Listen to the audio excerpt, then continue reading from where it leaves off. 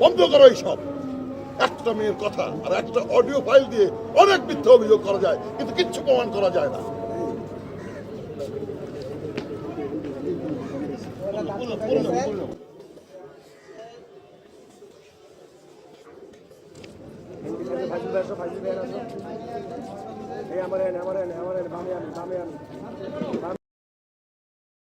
এদেরকে নেতা কে বানিয়েছে? আপনি, আমি, আমরা যখন মানুষ নির্বাচন না করে ভোট দেই তখনই এদের মতো ক্রিমিনালরা নেতা হয়ে যায়। নিজেদের শোধরাতে হবে। আর এই ক্রিমিনালদের আইন শাস্তি দেবে আপনারা। আপনারা খাবার আইন হাতে তুলে নেবেন না।